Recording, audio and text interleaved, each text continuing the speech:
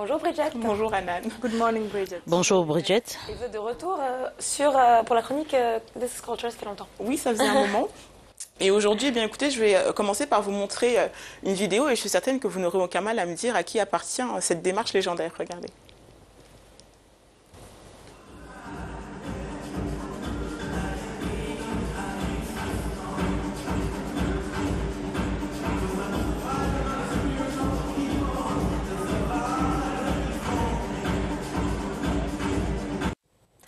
Alors évidemment, c'est Naomi, hein. On ne la présente plus.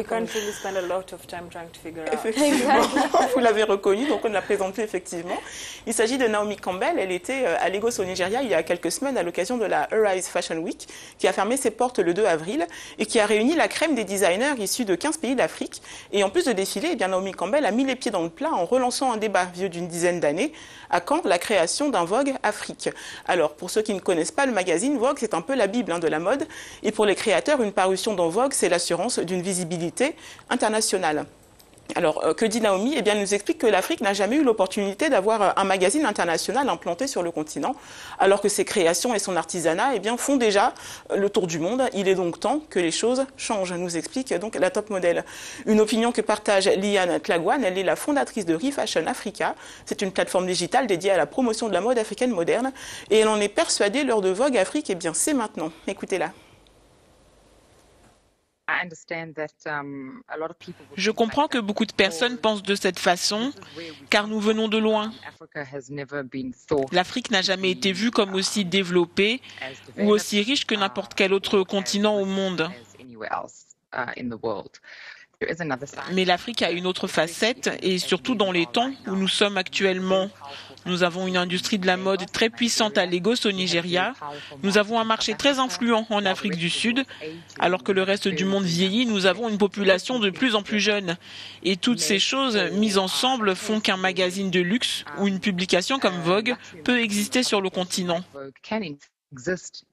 Arrêtons de penser que ce n'est pas possible, ça l'est et ça le devrait.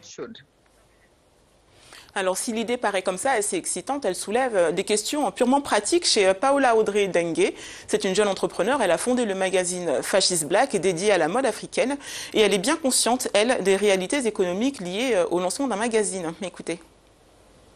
Les tarifs publicitaires de Vogue, en moyenne, ce sont des tarifs que très peu de marques sur le continent peuvent suivre, c'est-à-dire sur une année. Parce qu'on parle d'un magazine qui va être mensuel. Il faut réfléchir à sa distribution. La distribution en Afrique, c'est vraiment un véritable casse-tête. Ensuite, le prix du magazine. Et voilà, je dis, il y a une réalité économique qui est quand même assez importante. Alors bien sûr, il y a une classe moyenne qui monte. Il y a effectivement de plus en plus de personnes qui sont consommatrices de produits de luxe sur le continent. Mais ça ne fait pas nécessairement sens d'avoir un Vogue Afrique maintenant. On peut faire sur des territoires. Il y a l'Afrique du Sud, il y a le Nigeria, il y a le Kenya, où on peut faire des tests. Et à mon avis, c'est peut-être de lancer d'abord des versions digitales sur ces territoires-là et de voir que si les annonceurs suivent, s'il y a un véritable engouement, là, partir peut-être sur un déploiement en papier.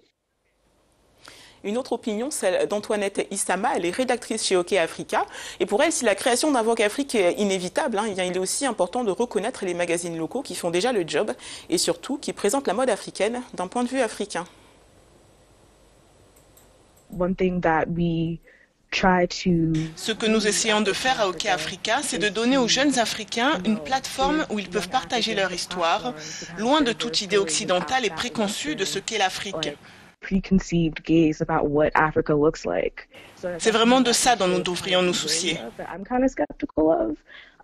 Je comprends l'impact d'une plateforme telle que Vogue, mais dans le même temps, vous avez des magazines comme Vogue, justement, qui viennent vers nous et non plus nous vers eux. Et je pense qu'il faut que cela continue.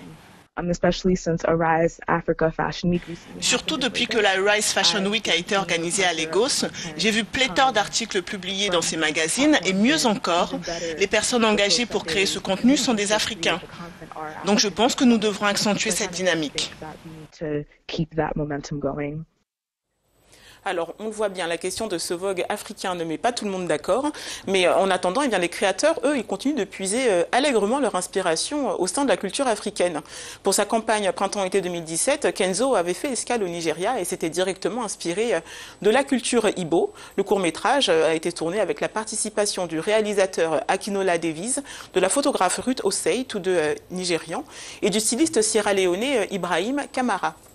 Voilà, pour finir, si vous voulez prendre part à ce débat sur l'utilité ou non d'une édition africaine de Vogue, eh bien, vous pouvez utiliser le hashtag lancé par Liane. Il s'affiche au bas de votre écran, Vogue Africa, your time is now. Pour l'instant, le principal intéressé, donc Condé Nast, l'éditeur de Vogue, ne s'est pas encore prononcé. La balle est en tout cas dans son camp.